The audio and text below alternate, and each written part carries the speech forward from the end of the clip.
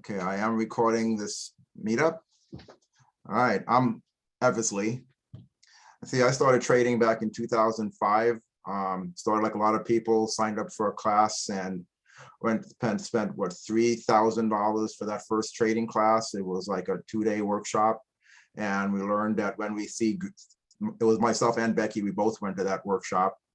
And when we see 3 green arrows, we buy. And when we see 3 red arrows, we sell. It sounded simple. So when I saw 3 green arrows, I bought. It was calls on UNH, United Healthcare. And immediately I lost $3,000. Just like that, boom, drop, boom. There was a lot more to just buying when you see 3 green arrows and selling when you see 3 red arrows. It wasn't until, and I went through several of those type of trainings and workshops, and then I experienced meeting people who were trading their own real money as opposed to people just selling workshops. There's a big difference in an educational organization and talking to people who actually trade their own personal capital, learning from those people. And when I learned from those people, it was that first trade I did should have never happened, or if it happened, it should have been with predefined risks. We never learned in that $3,000 workshop how to calculate risk based on account size, how to scale into a trade, how to scale out of a trade. We didn't learn proper trade management. And what we found out later on, the $3,000 workshop, they expect you to lose money. They literally expect you to lose money and then come back and buy the $20,000 training. The $20,000 training is where they theoretically show you all the real stuff, but expect you to lose money right away too. So we learned a lot from taking workshops and working with different people, but it came down to learning from people who trade their own real capital. And as time went on, we transitioned from doing option spread trading, which we learned from people in the Bay Area, and it was pretty popular here because it's complicated. And around here in the Bay Area, people are super educated, all engineers and software scientists and everything else, and they love all this super complicated stuff. And as I found out along the way, I don't need to do all that super complicated stuff to make money. It's not that hard, okay? You don't need advanced degrees in education to be a trader. And as I've gotten even more developed and progressed more, if anything requires more than a 4th or 5th grade level math, I don't do it anymore. I look back some of the old stuff, I'm like, this is ridiculous, it was so complicated. Now, literally, if it requires more than 4th or 5th grade math, I don't want to deal with it because I know better now. I know it can be a lot simpler. So what I'm going to be showing you this evening doesn't require you to go into option chart analysis and go into this complicated stuff that has to do specifically with option analysis. Our analysis is done on the underlying ETF symbols, not on the options. All right, so we use options to capitalize on the opportunity, but all the analysis is done on the charts of the stocks and ETFs, which is a whole lot easier, okay? We just buy calls and puts, no spreads. And so let's go ahead and go through the disclaimer first. Anything I'm talking about this evening is for educational purposes only. I'm not giving you any trade advice. I'm just showing you how myself and Becky, how we profit from the market. I'm gonna go through one strategy in semi-detail so you kind of understand our approach to trading the markets. We trade a group of strategies. For options, we trade a group.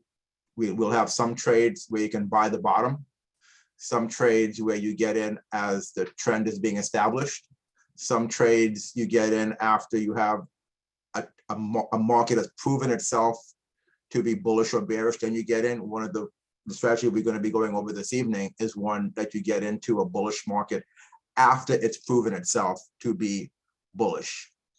And then we also have strategies where we sell the very tops of markets. And it's not that hard to find a market top, not that hard at all. And we also have strategies where we short a market after it started to decline. So we have one for the very top And then after it starts to decline a bit, then we have another set of signals to short it again. So this last couple of weeks in the market, we have exhausted all the sell signals. We sold this thing from the very top all the way down. We're just pretty much waiting for buy signals now. But what I want to do first is go through with you a big picture look at the market on a monthly chart to show you what's been going on and make you appreciate what we actually, how it's better to know what you're doing rather than relying on listening to people on TV or the internet or some kind of service like that. Because what they say, they have their own motives for saying what they say. If you know how to look at stuff yourself, you will have your own objective view of the market and not rely on what anyone else is telling you. So I'm going to switch over to a monthly chart, monthly, not daily, not weekly, monthly chart. And we're going to take a look at what the market's doing, trend, and where we are in the big picture trend, not day to day, big picture. All right. Along the way, if you have any questions, stop me, unmute, and ask a question at any time. Unmute, ask a question. If you raise your hand, I will not see it. So if you want to type in a question, I will eventually see it in the chat window.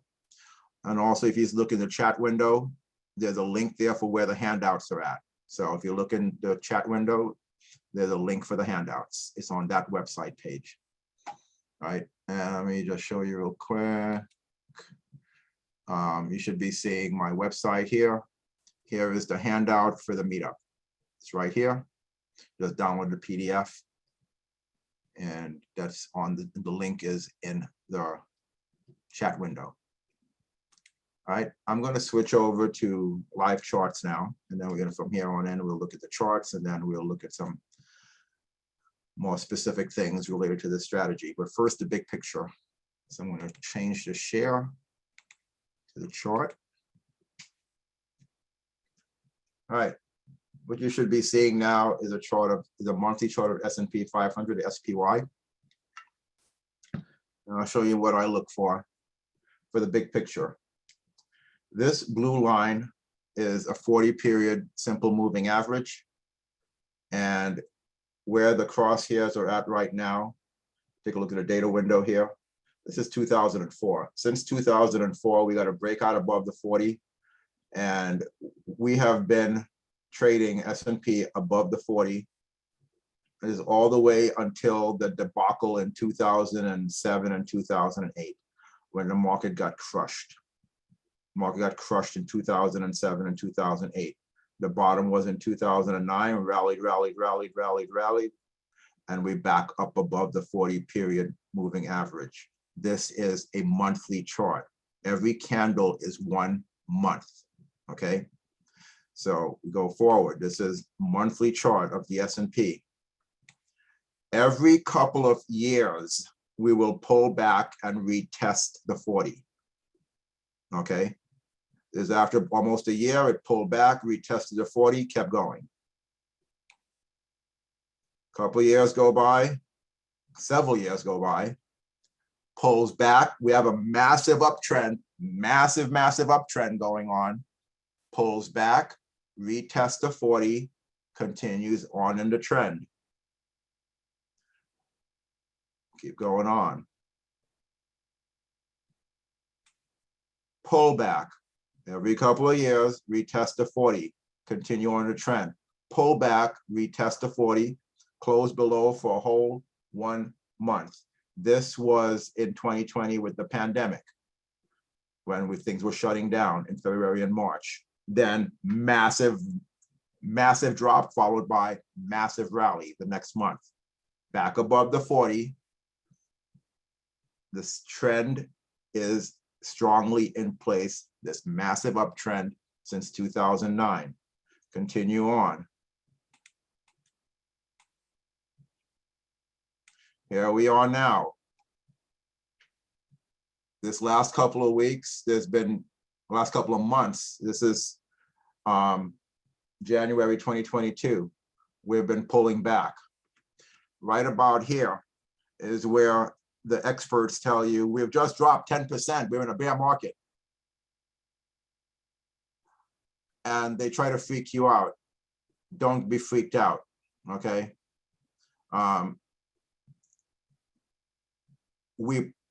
This pullback to massive support happens every couple of years. This past week, this is the monthly chart. The month closes out in a couple of days. A couple of days ago, this was below the 40. If we had closed below the 40 here and then get a second monthly close in October below the 40, then we're probably going lower.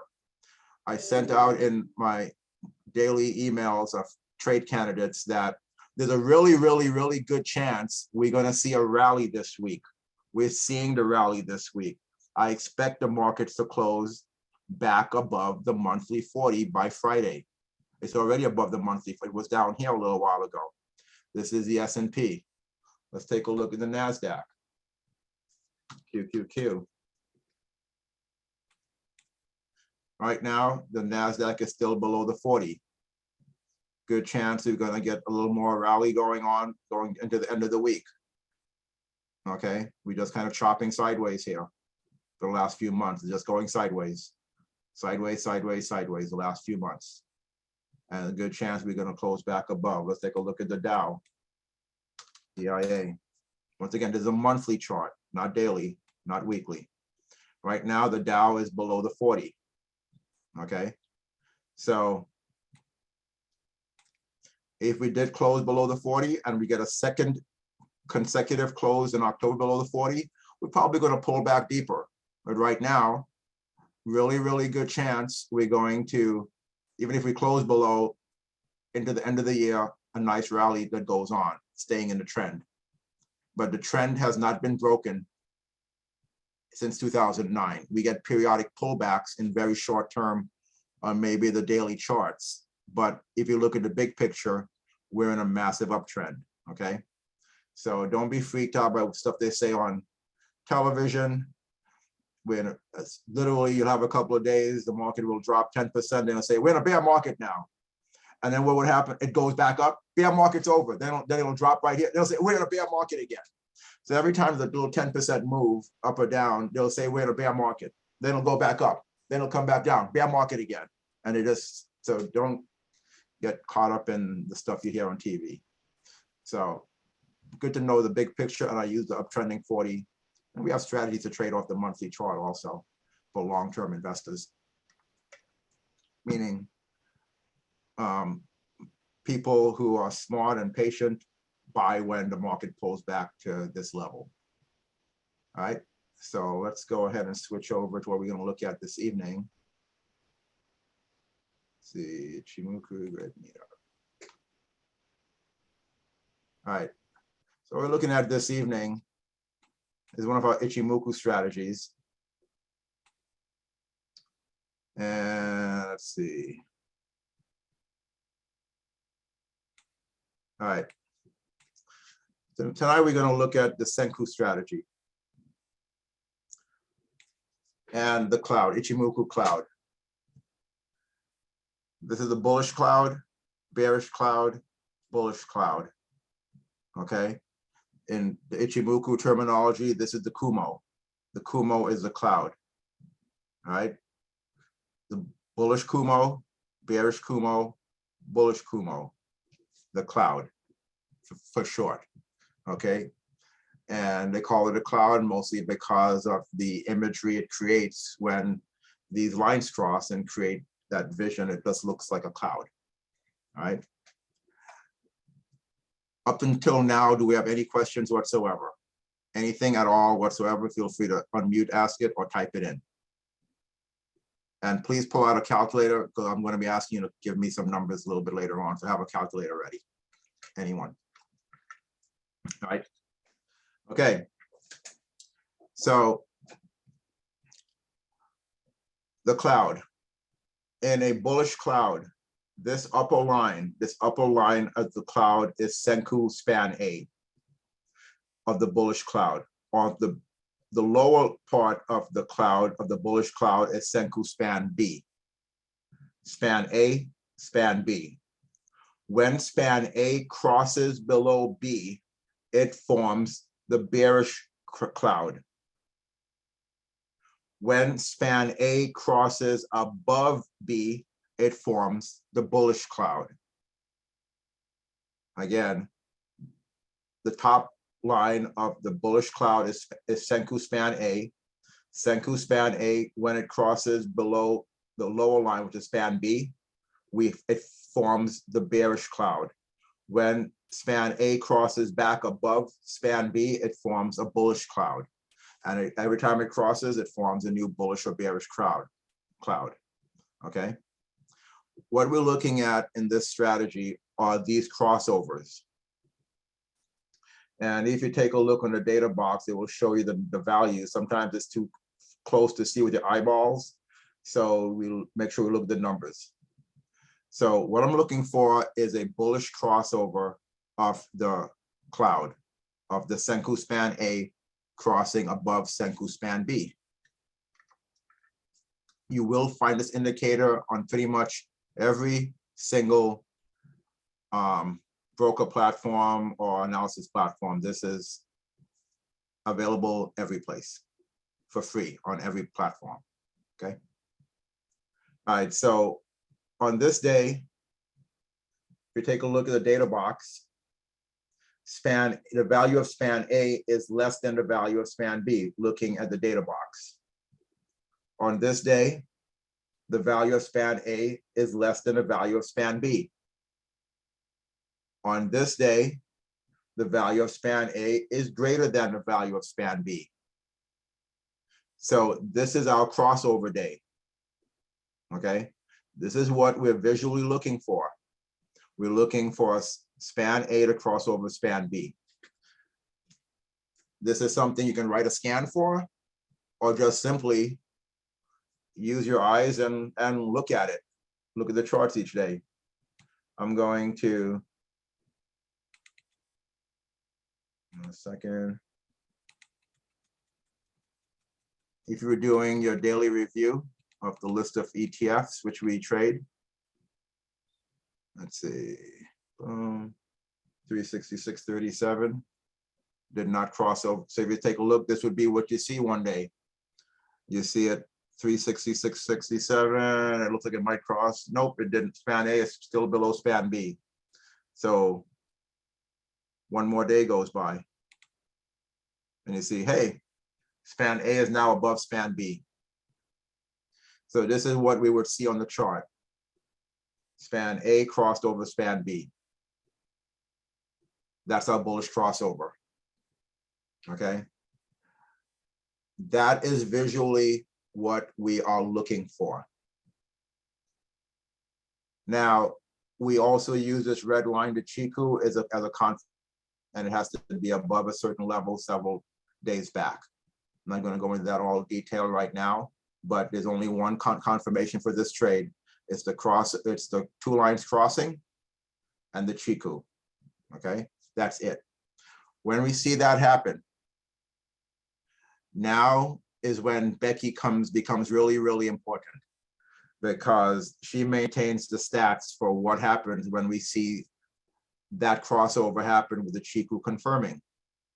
So I'm going to go back to our handout and take a look at QQQ.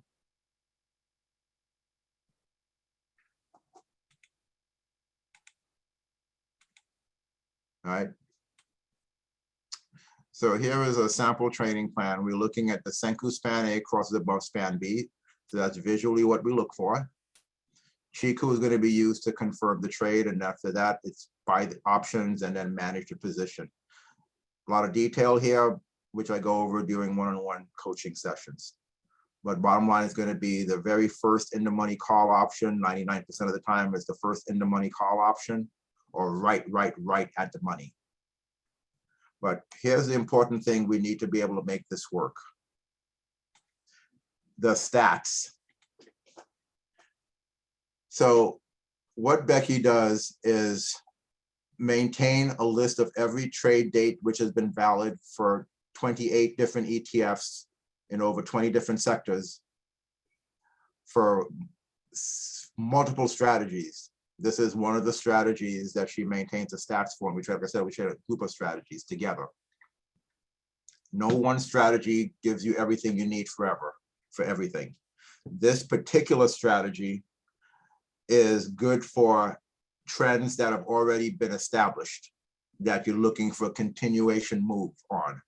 We have other strategies that get you into the move way, way, way down there. Okay, we have other strategies that get you in at the bottom, very bottom. Okay, we're not going those. I save those strategies for coaching clients only. Okay, so this one gets you in, and this is something you can put into play at any time. So something you can use and incorporate into your trading plan. Just have to do some back testing and research. And if you're a coaching client, I give you all the data so you know what all the stats are. So let's take a look at this. These are all the trade dates going back to 2000 and 1999, all the valid trade dates. But here is the important part, is knowing your numbers. We look for 84% winning trades or higher. And this spreadsheet also shows us specific size of moves.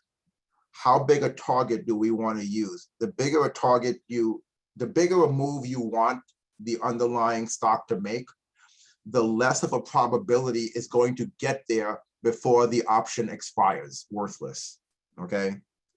And we have very specific rules for how much to pay for an option before it's too expensive, okay? So we just buy calls and puts. How much to pay for an option is not in any books. It's something we learned from placing thousands and thousands and thousands of trades, and I'll share that with anyone I'm coaching. And it's based upon a multiple of the target, how big a target we're going to be using. But going back to these numbers here, if we don't have these numbers, we don't know how big a target to use or what the expectation is for us to get there before the option expires worthless. One of the biggest problems people have just buying options is how much time in the option, how much to pay, and then another big problem we run into is that it expires worthless before it makes you any money. Or when do you take profit? Or if it goes up 20, 30%, do I take profit? Do I hold on more? We don't have to think about that because we take profit when everything is on an automated order. The biggest variable are you and me. We are the variables. The trade doesn't have a lot of variables. You put your trade on, put in the parameters for your order and walk away. The orders execute without human interaction. We just place the orders and walk away. We take ourselves out of the equation. There's no, well, I feel like staying in longer. None of that nonsense. Order is in. It will execute when a target's reached. Done. Okay. So let's take a look. On the long side, with a 1 ATR, and if you don't know what an ATR is, when we go back to the chart, I will explain that a little bit more in detail. A 1 ATR target, an ATR is, I said ATR 5 here. Basically what ATR is, on average, how much does this ETF move every 5 days? If the ATR is 2.5, that's saying it moves $2.50 on average every 5 days. If the ATR is 4.93, on average, that ATR moves, that ETF moves $4.93 every 5 days on average. That's basically what ATR means. So we look at the volatility of the underlying ETF, that is the ATR, and that's what we use as a profit target. That's how much we know it moves. So we base our profit targets on the volatility of the ETF, not of the option, of the ETF, because we know how much the ETF moves. So our target is based on how much the ETF moves, okay? So with a 1 ATR target on the long side, we have 93% wins. If you want a bigger target, a 1.5 ATR, 88%, and at 2 times the ATR with the Qs, Nasdaq is 85% wins. Either one of these is great. Some people would take 93%, go with a more conservative, smaller target because they want fewer losses. I am the type that would take the 1 ATR target. I don't like losses because I know that if I have one loss, I need so many wins to make up for it. So I'd rather have fewer losses. By having fewer losses, you actually end up making more money, actually, realistically. But take a look at the short side. The same strategy on the short side is not smart to trade because only 71% wins at 1 ATR, basically not making any money. And if you get a 1.5 ATR, you're losing money consistently. But here's what a lot of people do. They'll create a strategy where they look at the long side, short side, and then they average it out and say, hey, we have a strategy that's 86% winning trades. And they don't break it down long or short, 86% winning trades. And then what's going to happen is that you're going to place trades that are long, place trades that are short, and then you're going to end up losing money on the short side that you made on the long side. Get discouraged and stop trading it. What we do is break it down long and short. So you know when you see this strategy on this ETF, definitely trade the long trades, but pass on the short trades. It's not worth it. There are better opportunities on short trades, on different strategies, on different ETFs. You have a question? What's the ETF, Eversley? Did you say what's an ETF? Yes. An ETF is a basket of stocks. So instead of just trading one stock like Apple, like the Qs is a Nasdaq 100. It's 100 tech stocks. Got you. So all ETFs are just baskets of stocks, a lot less volatility. I don't have to worry about implied volatility because implied volatility of one stock can kill you, but for ETF, it's not an issue since we're just buying calls and puts. It's a lot easier to trade, a lot smoother. Don't have to worry about waking up in the morning and seeing your stock drop 50% because of some announcement. ETFs don't drop like that. All right. So any question about this right here, how these numbers impact our decision making? Any questions at all? Okay. Go with a second example. XOP is oil producers. Same type of thing. We document all the trades going back to the beginning of the ETF. The long side is where you make money. The short side is okay, but we wouldn't take the short side with these strategies. We have better strategies where we trade the short side with much higher win-loss percentages. Let me show you that real quick so you see what I'm talking about with the higher percentages on the short trades. But everything you see here is what Becky does to document everything, and that's an ongoing process. I'm going to change the share real quick. And then we'll go back to the chart and get into that a little bit more. ETF stats, share. Okay, these are the sectors we trade. So you can get a very diversified set of ETFs which we trade. You have a question? Let's hear something. Okay. It's a very diversified set of ETFs. And what I always recommend with people I'm working with, let's try, after a couple of weeks of trading, let's see about fine-tuning a smaller list of ETFs, maybe 10 of them that you focus all your energy on, take all the trades long and short. So, but it takes a couple of weeks to really find out what you like, what you don't like, after you see open interest, trade execution, so on and so forth. All right, so I'm gonna go down a little bit. Here are examples of some of the stats for one of the strategies. Not this one, but one of the grouping of strategies, the T-line buy and sell. If it's in light blue, it means that ETF is 84% wins or higher, okay? And what is this telling you for like DIA long? If I have a 1 ATR target, 85% wins. For one expiration cycle, one expiration cycle is maybe 30 something days of time in the option. 2 expiration cycles would be at least 60 days worth of time in the option. So the more time you have in the option, the better your results will be. So it's always like, how much time? I might buy EWG, this is Germany. But if I buy it with only 1 month of time, look at how much the difference is in expectation of it expiring worthless. There's a 10% more chance this option will expire worthless if I only buy 1 month of time versus 93% wins if I buy 2 months of time. There's a little bit more you pay up front, but I'd rather pay a little bit more up front for 2 months worth of time than to take a full loss, okay? So by knowing my numbers, I know what to trade. I know how much time to put into the option. Okay, that's one strategy. Key line buy. This is the key line sell. So all of a sudden, these short trades go up in percentages real fast because it's a different strategy. These are great for trading short. One of them never had a loss on it. Okay, they might have had one loss as I updated this particular one.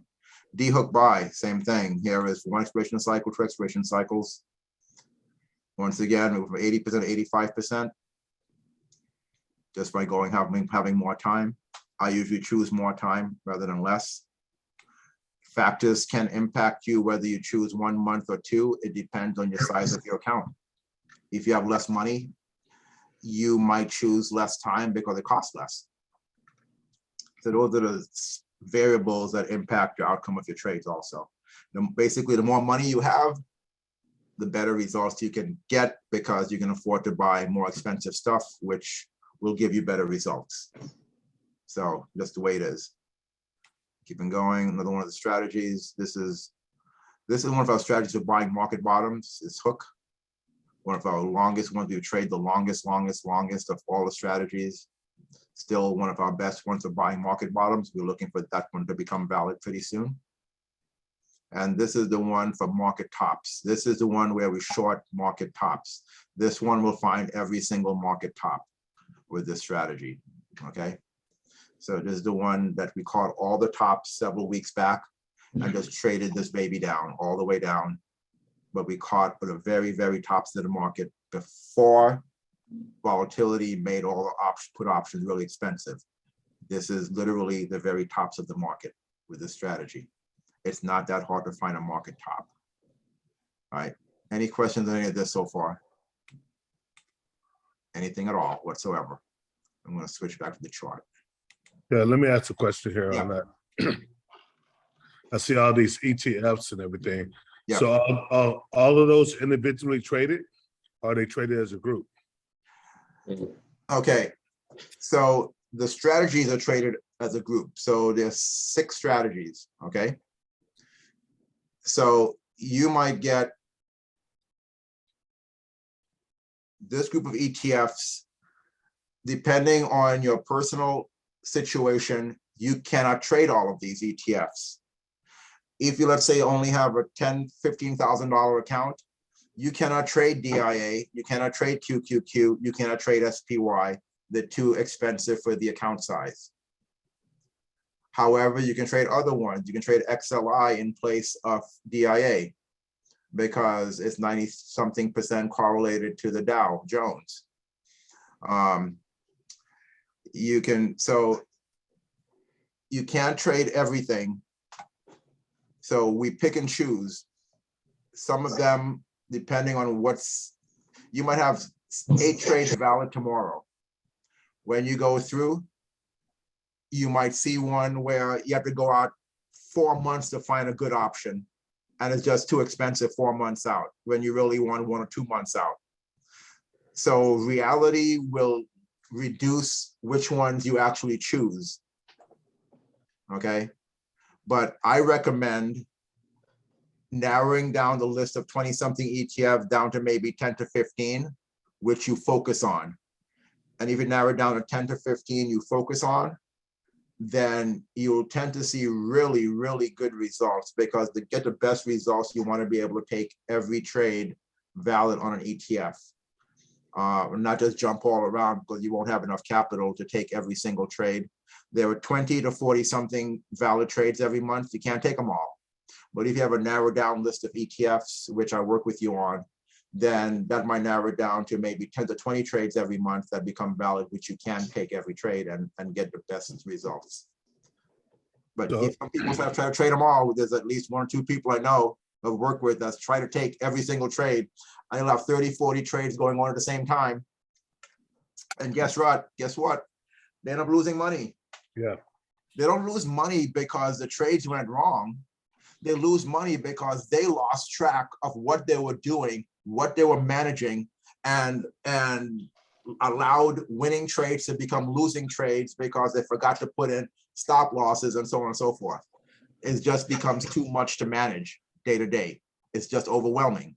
So trading a smaller group is easier. Easier makes a big difference. You do too much, you're going to lose track, and it's you make one mistake, you take a loss for no good reason because you literally forgot to put in a stop loss because you have so many positions out there, you forgot. Okay. So when you put the stop losses in as individual ETFs or is it as a conglomerate? It's individual. So let's say you might have this coming month in October, you might have 3 trades going on in QQQ at the same time. And those 3 trades could all be at the same strike price. Right. Okay. It's up to you to keep track of which trade management goes with each set of trades, because you have 3 separate sets of trades. But on your platform, your broker's platform, they're going to see one line that says you have what, maybe 6 contracts of QQQ. Okay. Mhm. You have to know which 3 different trades you have going on because they may have all different trade management with each one a little bit different. So up to you to keep track of that. But if you forget, like after you hit the first target on one, you have to move your stop loss up on the remaining contract. But some people have forgotten to put the stop loss in on the remaining contracts, and that contract goes to 0. And there's no way to realize you don't have a stop loss there because there's nothing visually that tells you that. So it's up to you to really keep track of your trades. And if you have too many things going on, you lose track. You're gonna end up just taking losses by mistakes. It happens. And these trades are done monthly or every 2 months or These trades, you do a review every day. every day? Okay. And if, let's say you have a valid trade today, you enter. I'm gonna go back to the chart, take a look at. I'll show you on the chart a little bit easier. Let's see. Change the share. Okay, you should be seeing the chart now. Okay, let's take a look at the same trade we looked at over here. Okay, here's the day we had our crossover, okay? On that day, we take a little data box, the ATR is $8.53. All right, ATR is $8.53. That means if we're gonna do a 1 ATR target, we're entering the trade the very next day at or below this open price. So the open price of the ETF the next day is 391.31. The next day it opened at 391.31. I need someone with a calculator. What is 391.31 plus 853? What's $8.53 added to 391.31? Someone with a calculator, please type it in the chat window. 1244. 399.84 is what someone gave me. So 399.84, Aaron, okay. So my first target will be the ATR from the day we had a crossover, which is 853, added to the open price of the ETF the very next day. And the open price of the ETF the next day was 391.31. That means my target is 399.84 per Aaron, assuming that math is correct. Okay. So as long as the ETF is below this open price, and my first target has not been reached, I can place this trade. Okay. So if my first target is 399.84, this high this day is 400, this high this day is 399.82. So the first target was reached on this day, right up here, where my first target was reached. So on this day, the first day after the trade was valid, I could have gotten into this trade anywhere, anytime this day. Anytime this day, I could enter this trade. If I was entering at right at the open, it opened at 391, I could have gotten into 391 call option, first strike in the money. If I wait a little later in the day, I could have gotten into 389 strike. If I wait a little bit later in the day, I could have gotten into 384 strike. If I wait a little bit later in the day, I could have gotten into 379 strike. Okay. If the price was all the way down here that day and I want to get in, I could have gotten into 381 strike, first strike in the money. Okay. My target is still up here. So from here, I have an $8.53 target. If I entered $1 lower, I would have a $9.53 target. If I entered $2 lower, I would have a $10.53 target. I have the potential for more profits based on where I entered the trade. If I missed getting into the trade this day, the next day I can still get into the trade because I'm still below the entry price. Got it? So as long as I'm below the entry price and the first target has not been reached, the trade is in play. So I'm very relaxed with my trade. Some people like to get it over with first thing the next morning and they're done, then they're going about their lives. That's okay. No problem. Get in the next day, you put your eight something target in, walk away. I have been doing this for so long. I don't get up in the morning to place trade. That ain't happening. I just relax. At some point in time, I'll take a look what's going on. Hey, the market's down a couple of points. Let me go ahead and get in. Now, instead of having an 8 something target, I now have a 10, 11, 12 something target. All of a sudden, my potential profits increase. My probability of success, I already know, is 93% wins with this strategy on QQQ. But now I'm adding more profits by getting in at a better price with a bigger target. All right, having those stats is really, really key. And not every ETF is the same. So that's why you got to have the stats. You do this on some ETFs, you're going to lose money. You just don't do it. Got to have the numbers. That's why Becky's so appreciated for doing all this work and maintaining that. And we make that available, those stats available to anyone I'm coaching. So those stats are weekly or what? She updates it every 3 months. Every 3 months. So okay. for the first 3 months, anyone I'm coaching will get them for free. After that, you either do it yourself, or if you want to have me keep sending them the trades to you and stats to you, there's a small monthly charge, which some people do. Some people do it on their own. It's your choice. But So, having the stats is key. So back to my original point. Yep. So each one of the ETFs, we have to watch daily then. Yeah, but all you're looking for is literally, at least for each one of the strategies we have, that's all you're looking for. Hey, the 2 lines cross? Yep, okay. We do a setup, a trigger, and trade management. The setup is visually what we look for. The crossover. On all the 6 different strategies, that's literally all we're looking for. 2 lines crossing, a hook, meaning something goes down and up, right, up and down, or change in color. That's visually what we look for. And that's all in one chart, basically. Also, it's just in one chart, we're looking for literally 2 lines crossing, a change in color, or a line hooking up or hooking down. Hook down, hook up. Yeah. And that's what we look for. And then the setup, the trigger is just a confirming. On this one, the Chiku is a confirmation, the criteria for the Chiku. That's it. So we look at that, we place our trade the next day, preferably the next day. And then we just relax. And a couple of days later, our targets hit because we placed our order to sell. Let's say you bought 2 contracts if you don't want to deal with trade management, then you sell, you put an order, a contingent trade order to sell your contracts contingent upon the ETF reaching the price of 399.84. That's the order. You place it, you sell to close your contracts, your call contracts, when QQQ is equal or greater than 399.84.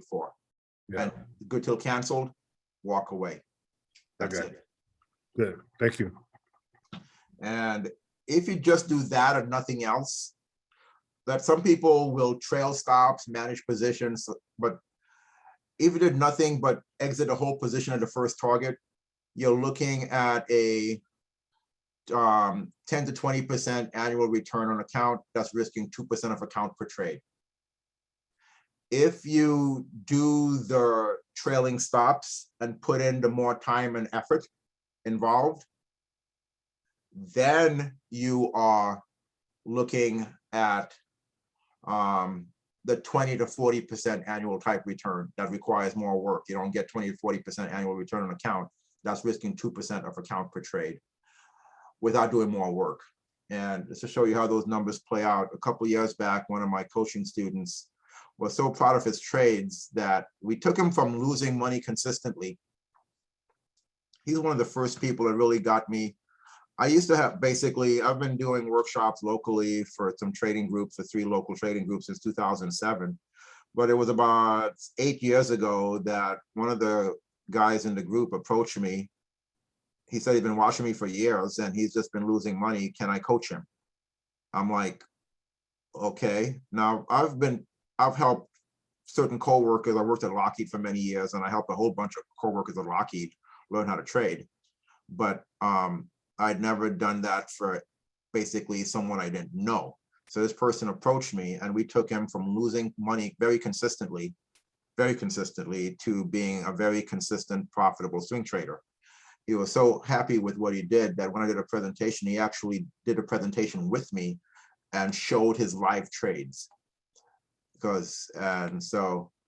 And he shared those. They exist on a website someplace also. If I find a presentation, I can share the link later on. But I'm going to show you that, and I have this PDF available. If anyone wants a copy, just email me later. I'm going to share it now. The results really haven't changed much over the years. The stats, everything still works the same way. The results are the same as expected, but this will give you a good feel as to how much money you can make and percentage returns. Okay, so what this person did, he was risking about $1,000 on long trades with calls and between 500 and 1,000 on short trades with puts. So that was the range, 500 to 1,000 on with puts and about 1,000, around 1,000 on calls. And he did this in 7 months of trading. It was a $100,000 account. He's only risking 1% of the account or less. Okay, and I recommend 2%, 3 max. So I'll show you what the numbers look like risking 1% of the account. Okay, so this is how much, so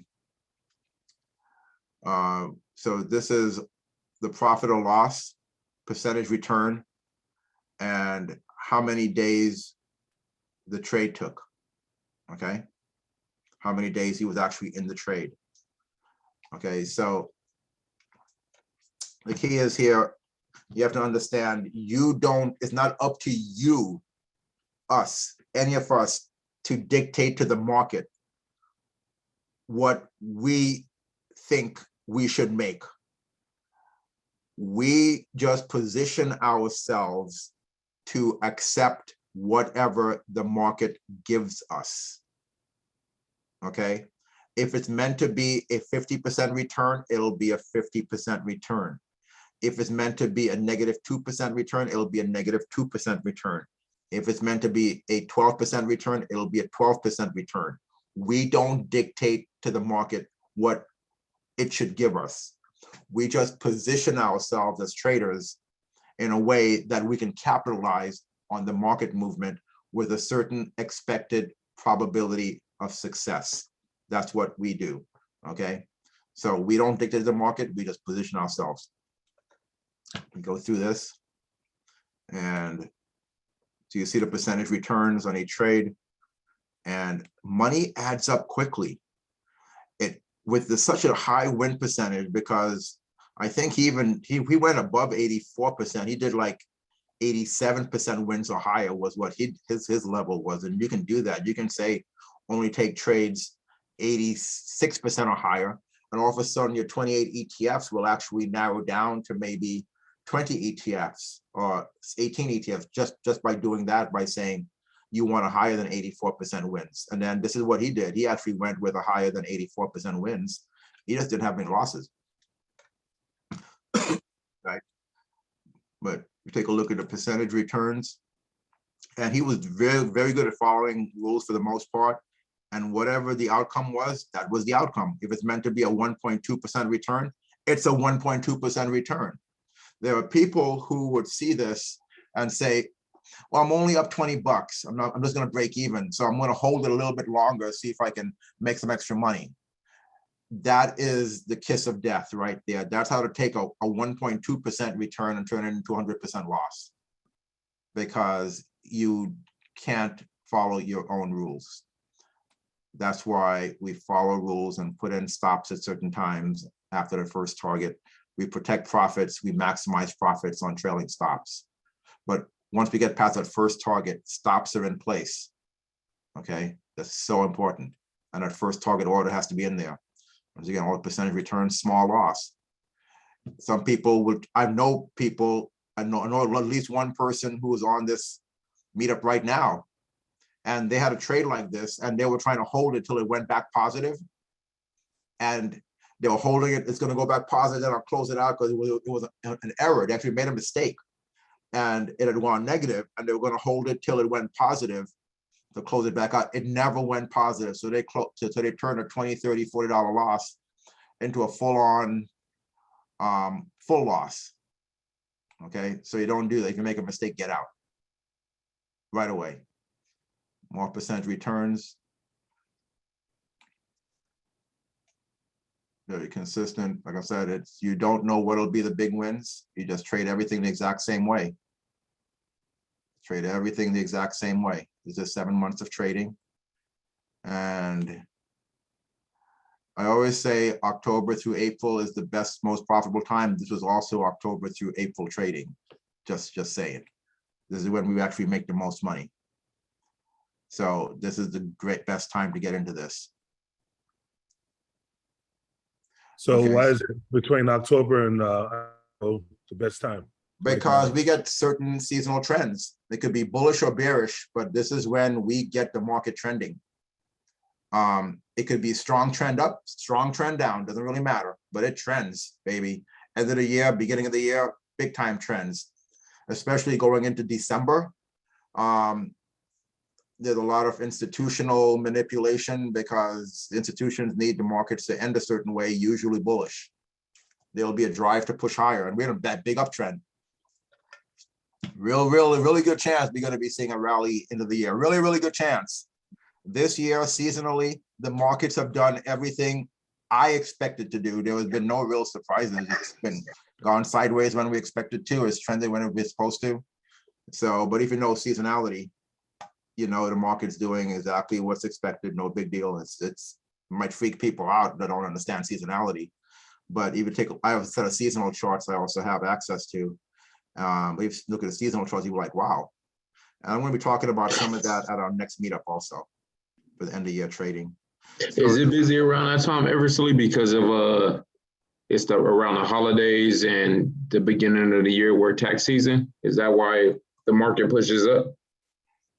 One can create any reasons they want like that. One can say it's self-fulfilling prophecy. Whatever the reasons are, they all sound good, but it repeats there's been only 1 year, I think, in the last at least 18 years when we did not have a rally into the end of the year.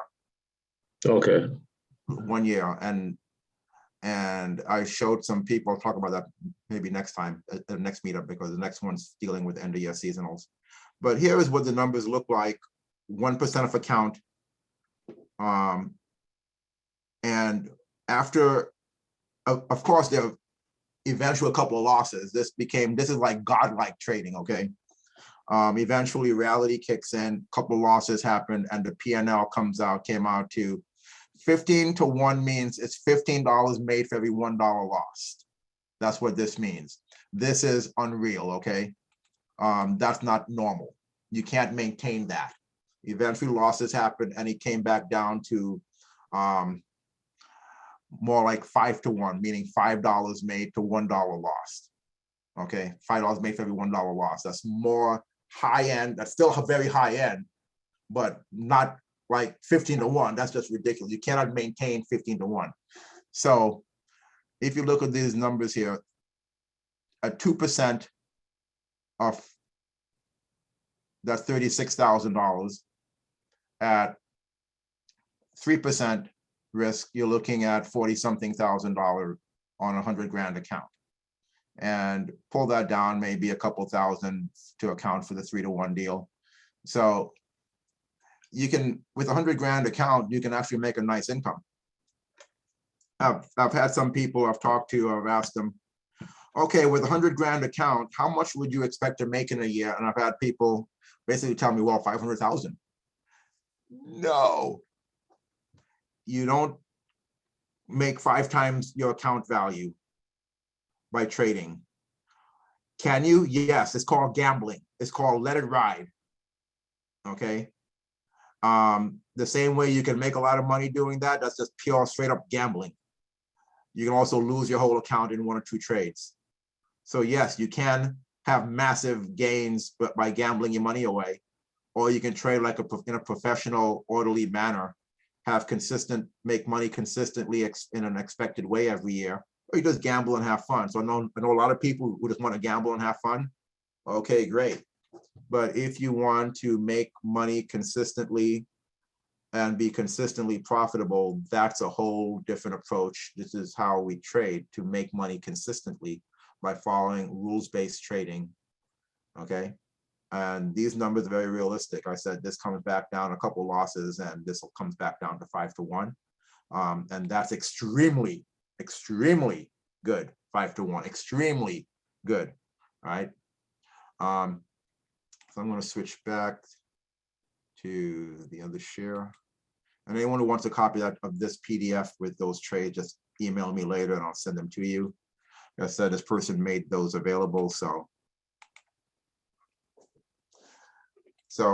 this type of setup is just one of the setups we do that's available. And it happens, this trade happens all the time. Bullish crossover. Chiku confirms.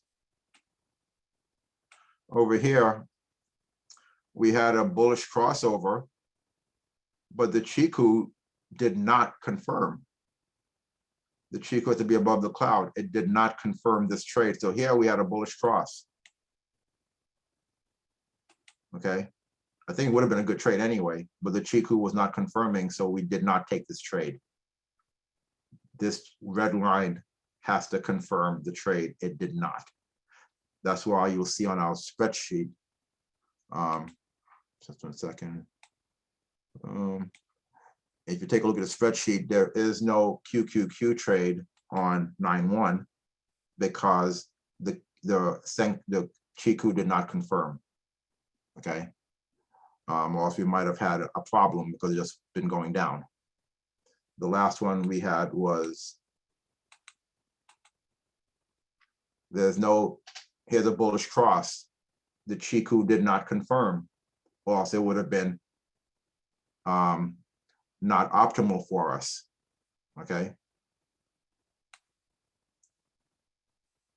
Going back. This is the one we just looked at. The Chiku confirmed. Good trade. Going back with a bullish cross. The Chiku confirmed. Really good trade. Okay. So it all has to do with the setup and trigger. Now I'm going to go back to our handout and I had a question. Okay, I do not do any spreads. There are times and places to use spreads, and there are times and places to not.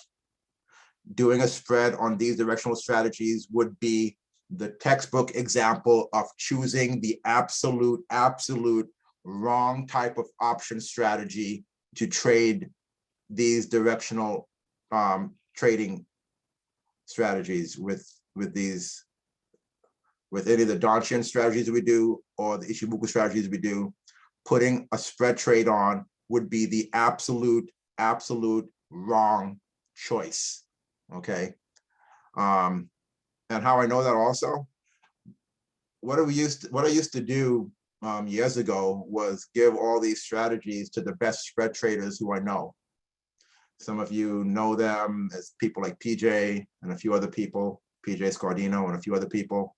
And I would give these strategies to these people because I'm doing presentations for their groups. And I said, okay, you guys are the best spread traders I know. This is your thing. Find me, I'm buying calls and puts. Look at everything you know from spread trading and tell me if you can find a better way to trade these strategies with spreads as opposed to just buying calls and puts. And they could not find any way with a spread to get better results. There are times for spreads and a time to just go long or go short. Okay. So the strikes is first in the money. And the expiration is given is on the stats. It tells you one expiration cycle or two expiration cycles. An expiration cycle is the third Friday of the month, is the end of each cycle, is the third Friday of each month. And the next start is the Monday after that. So from the Monday after expiration Friday till the following month's expiration Friday is one cycle. So I might say needs one cycle of time. That means it goes from the Monday after expiration Friday until the following month's expiration Friday. That's one cycle. If I need two expiration cycles, that'd be 2 months. So that's how, that's all determined, and not just back tested, forward tested. We've been doing it for so long, we just know it works. So, and realistically, the stats are probably low because realistically, some of these trades, we actually go further out in real life for the options. We actually have more than 2 months on some of these trades. So it's actually a higher win percentage in real life, okay? How do you select the strikes and expiration? Buying power requirements significant when straight calls and puts are traded. How to manage this? Buying power requirements are significant. No, it's less. It's less. You actually occupying less money when you buy calls and puts, big time less. And you have no limit on how much you can make. If you do a spread, you're automatically limited. You can't make more than 10, 20 something percent realistically. And you tie up a lot less money just buying a call or put. You buy a call for $500 and you have no limit on how much you can make. If you, let's say you bought a call for $500, you have no limit on how much you want, but all you type is $500. That's it. You're only tying up $500. If you do a spread trade, you're tying up a whole lot more capital, and you really have a limit on how much you can make, and you're almost going to be guaranteed certain losses, because if you put on a spreads require time to actually be profitable. If you put on a spread and the target is hit within 3 hours, I've just made 20% of my money, and the person put on a spread, you have a guaranteed loss, because that trade requires time to make money. So I see people who put on spreads, they don't think about, well, the what if scenarios. The trade can take literally an hour till the target's hit. A trade can take a day, a trade can take a week, a trade can take a month. the spread requires time to actually be profitable. That trade, if it hits the very next day, the person who just bought the long call or put has made 15, 20, 30%. The person who put the spread on is going to lose money because that spread has to come off. The profit objective has been met. That spread now has to come off and it's going to be a loss. So you cannot trade these with spreads, you are going to destroy your account. So, and it also will tie up more capital. Do you trade options only on ETFs or stocks also? There are a small handful of stocks we trade. We do not advertise that to anyone. Don't talk about it in meetups. I have talked about it within my coaching group on Facebook. There are a couple of people right now who are coaching clients who are trading a couple of stocks. But yes, there are some stocks we trade, a very, very select group of stocks. I mean, very small group of stocks, meaning 1 to 5 stocks, which we just specialize in, that's it. Because it's harder to just buy calls and puts because of the implied volatility issue. It's easier because you can be right on the stock and just lose money because of a volatility crush. So it's a lot easier to do this type of trading with ETFs where we don't have to worry about a volatility crush, right? So, okay, so any more questions before I'm going to go to the handout? And so this is for those people that are interested in working with me a little bit more. Everything I do is one-on-one. I don't do the group thing. I found that people need the one-on-one attention to really get the most out of this and to be able to ask questions one-on-one. Everything from setting up their accounts, setting up their trading platforms, and also people are more comfortable speaking freely one-on-one with me about the reality of their personal situations than sharing in a group. And so this works so much better because I can customize what we do to your situation. There are people who have to be at work at 8 o'clock in the morning, and at 6 something, they're on a train or a bus. They can't place their trades at 6:30 a.m. That ain't gonna happen. They might have spotty opportunities during the day to get trades on. We have to customize how we're going to place those trades for those people. There are some people that really only want to trade on weekends. We have the weekly chart strategies. I'm not showing it here today, but that's a different program for people who only want to trade on weekends. There are fewer trades each month. However, if you're consistent, it's very profitable. There are people who have families. They have to be up in the morning, taking care of kids, getting ready for work. In the evening after work, they have to take care of the kids, take care of all the home stuff. When do they get their analysis done? So we have to customize a plan for different people's lifestyles. We have to customize a plan. Some people are really just let it ride. Let's go. We got money. We got free money. We want to trade it. Some people, we have money, but we don't want to lose it. So all different personalities and lifestyles will dictate how you trade, when you trade, why you trade, whether you're going to be successful or not. Reality will kick in after a couple of months. It takes at least 3 to 6 months to really get everything down and get into a groove and get into a routine. And if you get through those 3 to 6 months, you're good to go. Because you have to experience when everything's going against you at the same time, when everything's going for you at the same time, and go through all those emotions and situations. And talk to me when you make a mistake. Talk to me, communicate with me, any questions, and I'll work through it with you. Okay, but doing it by yourself is really challenging. When I don't hear from people for a while, it seems strange, it's usually because they did something where they lost a bunch of money and they're afraid to tell me about it. I'm serious. People, I don't hear from people for a while that I've been talking to regularly. It's because they lost money. They did something silly. They made mistakes, and they're kind of embarrassed to tell me about it. So that's when I'll check up on people after who I haven't heard from for a while. Hey, how you doing? And then, okay, yeah, we made some mistakes and we lost a couple $1,000. But people feel embarrassed sometimes to admit to their coach that they messed up. But that's what the coach is for, okay, to help you get through it and talk to me. We all make mistakes. It's part of the learning curve, so it's okay. Make your mistakes the first couple of weeks so we can, and if you make a mistake, let me know about it so we can fix it quickly and move on. And like I said, 3 to 6 months. And I always put to 3 to 6 months, but I will work with you indefinitely after. It's a one-time cost for my coaching. But if you call me like now, like Raj is on the thing here, you know, if Raj worked with Raj years ago, probably 2014, 2015, if Raj wanted to meet with me next week to go over some of the strategies or something, I don't charge him for that. I just don't, okay?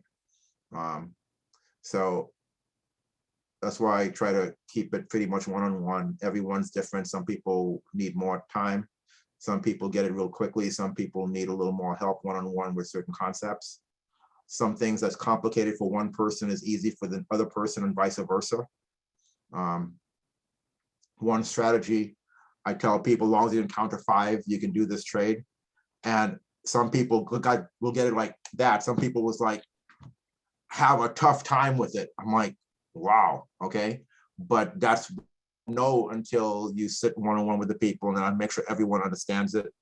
And I send trades out to everyone each evening, what's valid of these candidates to look at that meet the criteria on the charts. And then you have to go through it in more detail. And I'll do that with any new people for at least 3 months. If you want it after that, just let me know. We can work that out. It's a small fee if you're going to be doing that if you want me to keep doing that, or otherwise just do that on your own. Some people do it on their own. Some people pay a small fee. It's not a big a deal, but it does reduce your review time. All right. Yeah, Marcus. So I was in your last class, the Dantian chain. Yeah. What's the difference between this Ichimoku Yeah. and the Dantian chain? And okay, you saw the Dantian cross, right? Right. I'm going to go back to the chart. Let's see.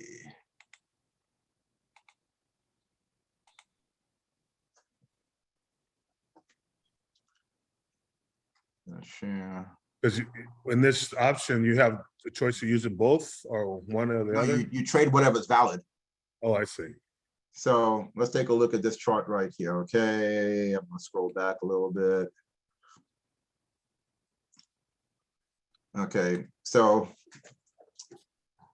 here we saw that crossover for the Senku trade, right? Yes. The Dantian cross would have gotten you in down here.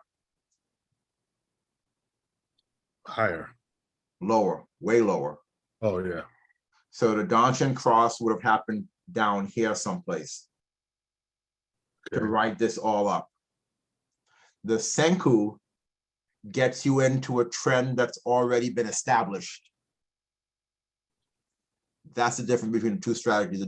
The Dantian cross gets you in way down here, and the Senku gets you in after a trend has been established. So that's why we trade multiple strategies, because not one strategy will take care of every potential opportunity. So we have the trades that get you in down here, trades that get you in over here, trades that get you in over here, and trades that get you short. We can sell the top here. We can sell these tops also, okay? So that's why we have the group of strategies. Some get you in at different points up and down. So in your education, your teaching, you teach a person so they can understand either or, so they will know what to do on their own? Oh, yeah. I believe in, there are people who will sell you trade signals. Yeah. Trade signals are literally no different than what I'm showing you, except they're not showing you how to do it yourself, because they want you to pay $100 a month indefinitely. And they do it for you, yeah. But those signals, they're like every 10, 20 minutes sometimes, right? That's Wow. day trading sometimes, but yeah, Okay. but they'll show you even swing trading. Their trade signals won't be any different than the stuff I'm doing. It's stuff that they don't want you to see how they might have this exact same type of strategy, but they don't want you to see how it was derived. They're charging you, right? They'll charge you, or they are legally not allowed to. Like I said on the last couple of meetups, some of the people who I learned from, they showed us the details of everything they do, right? Okay. But as time went on, they became certified financial managers, certified, and when you become certified and licensed and stuff, you are not legally allowed to show clients this detail anymore. Well, I see. They can sell you the trade signals, but they can't show you how the trade signals came into being. So luckily, the people who I learned from showed us all the details way back when. So I learned from them, acquired that knowledge. Luckily, at that time, everything was freely being given out, or at least for a lower price being given out. So I learned the details. And if I would have become certified, I wouldn't be able to show this anymore. But I thought about becoming a certified financial type person, but my path there it's not a direct route, and I don't want to go that roundabout way because I'm not interested in the roundabout way. Yeah. Talk about that at a different time. So if you've done that, you could be able to sell signals then, basically. Yeah, but I couldn't show you all this stuff like Right. I'm doing right now. I'm legally not allowed to if I did that. I get you. Okay, I'm going to switch back to the handout. Okay, so $17.50 is what I charge. If anyone wanted to meet up, I'll take $100 off $16.50. And we'll either be working on Thinkorswim platform and or NinjaTrader. What you saw right there is Thinkorswim. We could do all the strategies on Thinkorswim, or we could use NinjaTrader for the analysis and whatever option broker you use for the actual trade execution. There are only a couple of brokers that we can't use because they don't have the capability on the platforms to do conditional orders. But generally speaking, TD Ameritrade and Schwab are the two that most people use for the option trading, and so it's very workable. But like I said, I review stuff with you each month. It's good to go over trades that you each month because we want to identify any mistakes you might be making, correct things quickly.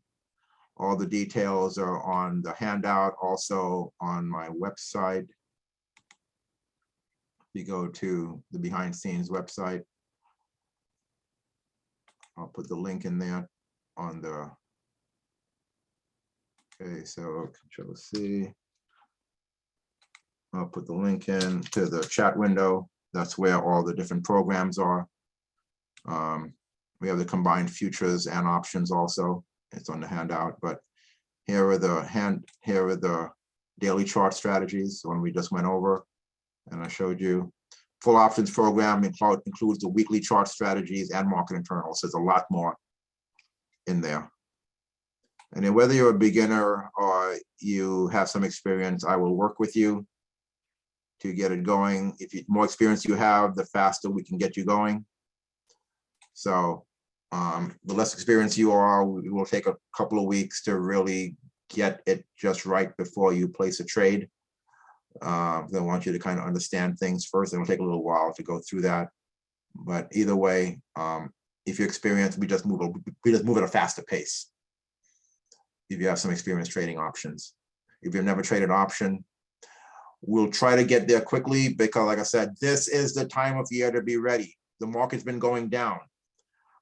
We're expecting our buy signals anytime soon. So when those buy signals come in, we want to jump on those big time when those sell signals come, those buy signals are in. So we're just waiting for that Donchian cross to happen and some of the other trade signals to happen.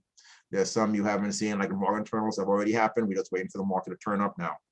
So once we get our buy signal, we want to write this up. Right now it's been short, but we're pretty much exhausting the short trades. We're just waiting for the next turn up, okay? So anyone who wants to do the coaching with me, 1750 minus 100, so 1650. Let me know by the time this week is over, preferably, and we can set something up. I have a pretty flexible schedule still, especially on Sundays and evenings and weekday afternoons. Weekday afternoons, if you're free, I have a lot of flexibility weekday afternoons. Evenings, I'm free some evenings each week, and definitely Sundays almost any time in the PM, afternoons or evenings on Sundays. I prefer to meet in person if at all possible, but only in Santa Clara. If we can't meet in person, then we would meet via Zoom. All right. Someone asked, what is your average hold during your strategies? Realistically, most of the option trades take anywhere from 1 week to 5 weeks. Realistically. Some take longer. Charles Schwab, about a platform, Charles Schwab is perfect. I trade at Schwab. I use the Street Smart Central platform, not the Street Smart Edge. I use Street Smart Central. How many strategies does your coaching program cover? That is the 6 daily chart option strategies. So it's actually 6 daily chart option strategies. 6 daily chart option strategies for the 1650. And those are the ones I showed on the stat sheet. I showed in the light blue, that showed the wins and losses percentages in the light blue. It's all of those strategies. And that's 6 strategies. And the one we went over this evening is not part of that 6. I would just basically give that to all my coaching clients who requested. It's still tradable, no problem. But that I just give to you. So that would be like a 7th one, a bonus 7 strategy if you want it. That's a Senku. So anyone who's one of my clients who wants the Senku, I will hand it to you with all the stats. You have the charts ready to go. I do all the charts for you. Fidelity should be okay. You just have to make sure that you can place a conditional order on Fidelity such that your option trade can execute based on the underlying price of the stock. So not every broker can do conditional orders. So if you were to take a look at the Schwab basic platform, they can't do it on Schwab platform. They can't do it on a TD Ameritrade platform. On Schwab, you would have to use either Street Smart Edge or Street Smart Central. On the TD Ameritrade platform, that's why they acquired Thinkorswim. Okay, because Thinkorswim has the capability to do all of the conditional orders that the TD Ameritrade platform can't. Fidelity, you have to check with them to find out, can they do a conditional order on with options such that you can buy or sell the option when the underlying stock goes above or below a certain price. Just find that out, and if they say yes, you can, then Fidelity is fine. All right, so I'm going to bring the meeting to an end. I was planning to try to do it in an hour, but that never happens. We always go at least an hour and a half. And we're going to do another meeting next week, Sunday,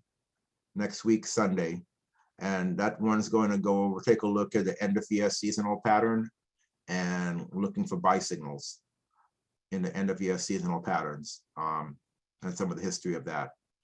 So for those of you who've seen the Donchian setup, take a look at that, review some of the videos on that.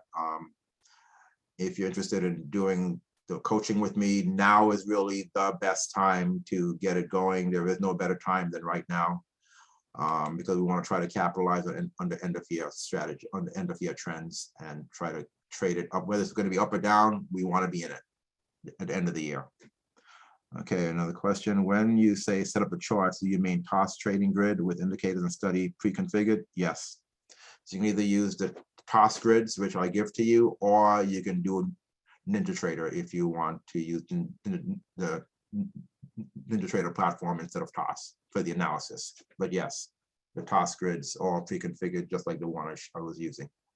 And you really want to use the same grids that I'm using, because if you set it up a little bit differently, what you see will be different than what I'm seeing just if you just set it up manually, because you will not use the exact same settings.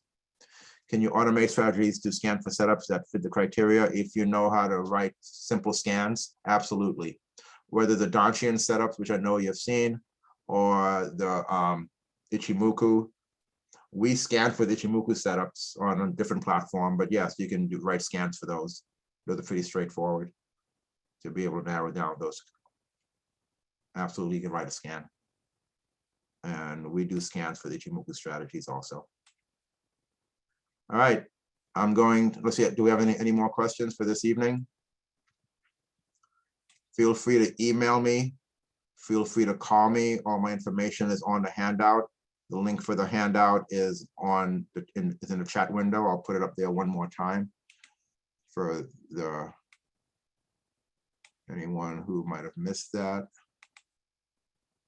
Okay, Control C. HANDOUT. The chat window is the handout, and for the coaching programs, it's also on the website. So just feel free to email me, call me, fill out. There's also a form on the website, a contact form that you can fill out with any questions you have. There's also a good way to contact me is the form. It's a nice and easy way. But yeah, just go ahead, contact me, any questions. And if you want to chat first to go over your specific situation, because I always would like to make sure people understand reality.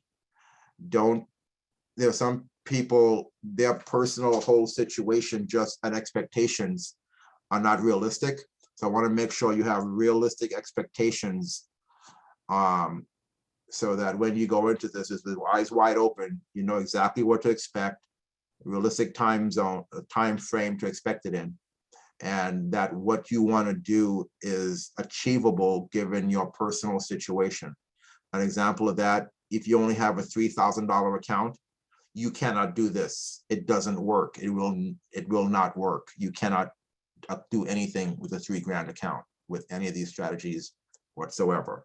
Okay, certain realities like that, because I have people who contact me, they really, really want to trade, but they just don't have enough money in an account to be able to trade effectively. Okay, so there's a certain realities I want to make sure we can fine tune how and what you trade based on account size, but you still have to have a certain minimum amount of money to trade options. Okay, so make sure if you need to talk to me, we can set up a time to chat, make sure you're on the same page and that we can accomplish your goals based upon the reality of your financial situation, time availability, you know, so on and so forth, and time frame when and what you want to get done. What would be considered a good, what is the average amount that would be considered a good investment? You can do this with 10 to 20 grand account with some conservative trading.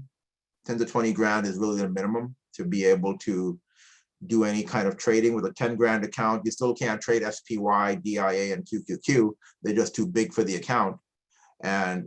But it's workable with a 10 to 20 grand account is very workable. We just can't trade certain ETFs, which are the big boys, the Dow, S&P, and Nasdaq. You just can't trade those with those three ETFs.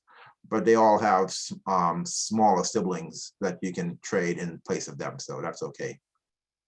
But 10 to 20 grand is going to be the minimum workable account size to be able to do these option strategies. If you have less than that, it's just not realistic. Don't start, because it will not work out in your favor. You need at least 10 grand able to trade, and then we can fine tune the trades based on that account size, but that's really the low end. All right, let's go ahead and wrap it up now, and we'll reassemble next week, Sunday, not this Sunday, but the following Sunday, and we're going to be looking at the end of year seasonal pattern and how we can capitalize on that. Does your program have a trading alerts feature while we are learning to trade? Absolutely. I email that out every evening. For all the new people, I do email potential trades every evening. I'll narrow it down. If you have 6 strategies and 28 ETFs, do the math on that. You have to go through.